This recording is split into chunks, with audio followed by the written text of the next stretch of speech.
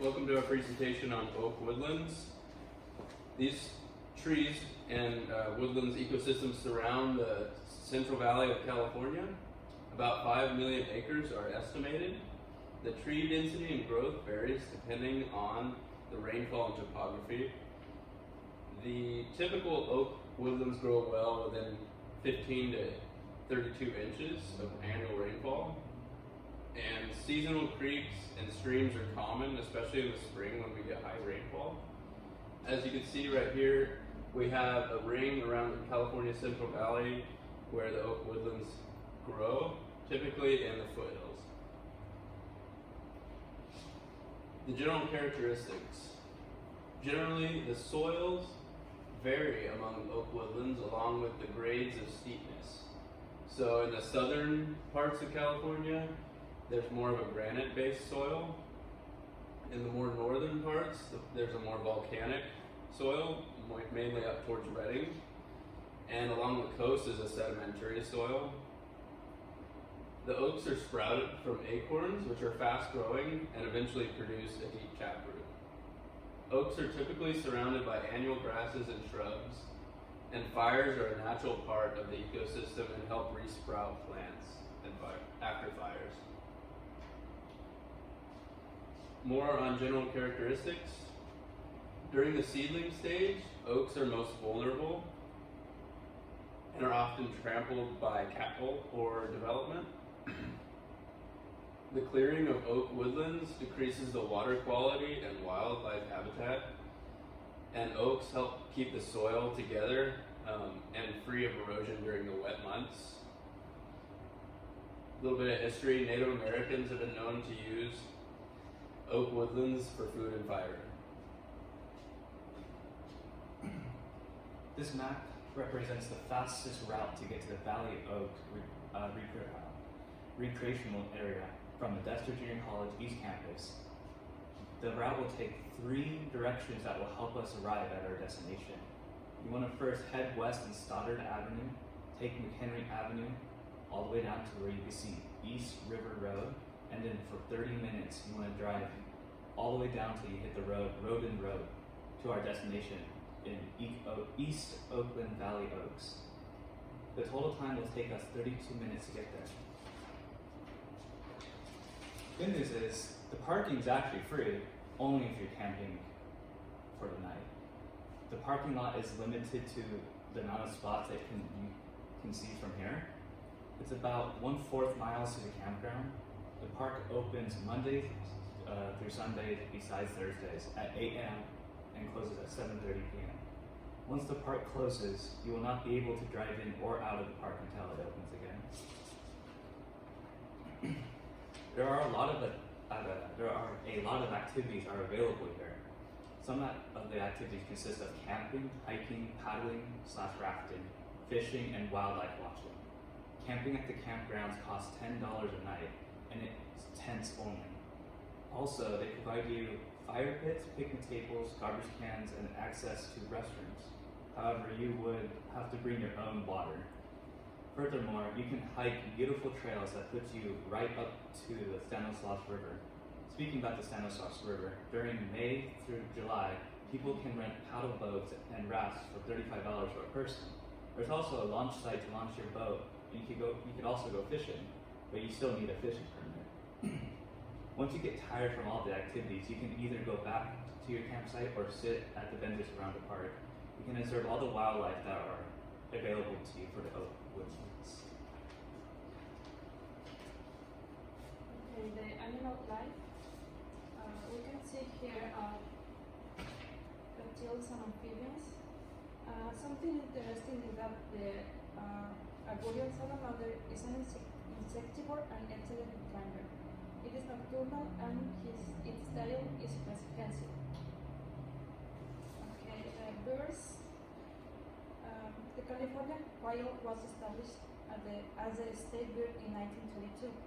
These birds have a curvy crest made of seeds feathers that draw forward, black in males and brown in females. The mammals. Okay, the Yuma syndrome on soft-bodied insects, and they are opportunistic hunters with no preference for particular prey. Okay, here we can see endangered species. The California condor numbers dramatically declined in the 20th century due to poaching, lead poisoning, and habitat destruction.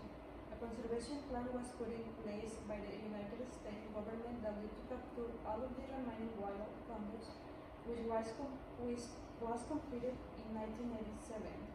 The experiment was a success, and California condors were released in 1991 in California again. So some of the plants of the oak woodlands include a lot of different varieties of oak trees, including the valley oak, the California black oak, and the Oregon white oak.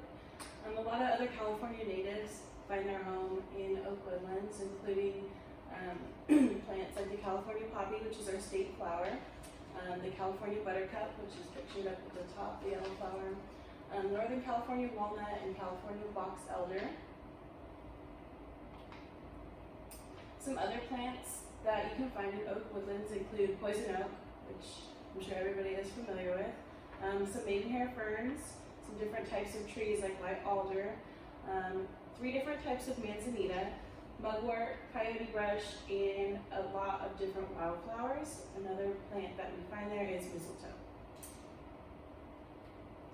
Some of the characteristics of plants that you would find in oak woodlands vary depending on the location of your oak woodland. In lower elevations that are closer to the valley floor, you find more grasses and low-growing shrubs. There's not as much rainfall, so a lot of the plants tend to be a little bit more drought tolerant. In the hotter summers and more sun exposure tend to lead to less biodiversity. As you go higher in elevation, you tend to see more rainfall and more mild summers, so you get more diverse plant life, which is where ferns, lichens, and mosses usually come into play. The trees are also a lot closer together, so you get more shade cover. It tends to be a lot more lush and green as well, whereas in the lower elevations, it's usually dry and brown. I'm going to talk about more in depth about the animals and how they live. For example, the California quail's diet is mostly made up of seeds and leaves. Oak trees drop acorns for the California quail to eat. From December through March, they mostly eat seeds like the acorns and legumes. From May through November, they like to eat plants such as lotuses, lupinus, rios, and many more. Another bird that, as an example of this, is the California condor. The California condor is an endangered species. The condor is a scavenger, and they mostly eat large amounts of carrion. They like to build nests in caves or on cliffs. Kit foxes prefer to have loose, textured soils for their habitat. Their dens are generally located in open areas with grass and scattered brushes. Their diet consists of eating California ground squirrels, black-tailed jackrabbits, and pocket mice. For plants, the California malica is a perennial grass that produces stems up to 1.3 meters. They can be used for horticulture. They perform best with moderate water. However, they can survive droughts by conserving water. Valley oaks can tolerate cool, wet winters and hot, dry summers, but they require a lot of water. These trees produce acorns that falls down in October so that animals can eat them like the California quails. However, California gall wasps attach their larvae to their twigs because that's how they feel like it's safe for them.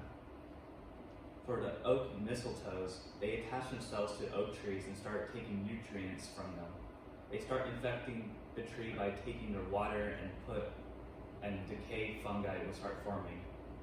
The mistletoes grows white, sticky substances that birds pick up accidentally and throw them on other trees, and that's how they start spreading the mistletoes.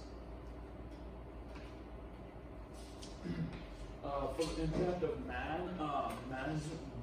people have been affecting the oak woodlands since all the way back to the gold rush, where they used to chop down the oak trees for things like timber and housing and tools.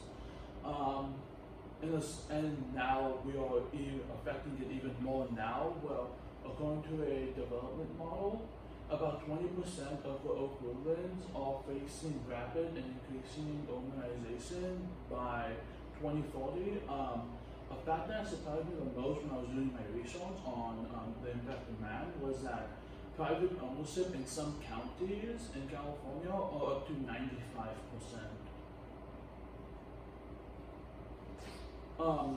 Fires in the oak woodland is something that we have also affected. Back then, Native Americans used to use fire as a tool to manage the oak woodlands, but also to get things like acorns to eat.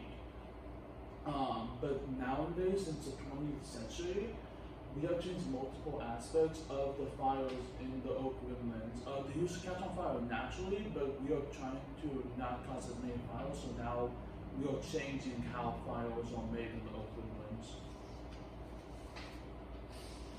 Urbanization is a huge threat to the oak woodlands, with 1 million acres already having been developed on, and a flat model saying that 750,000 more acres like this are being developed on.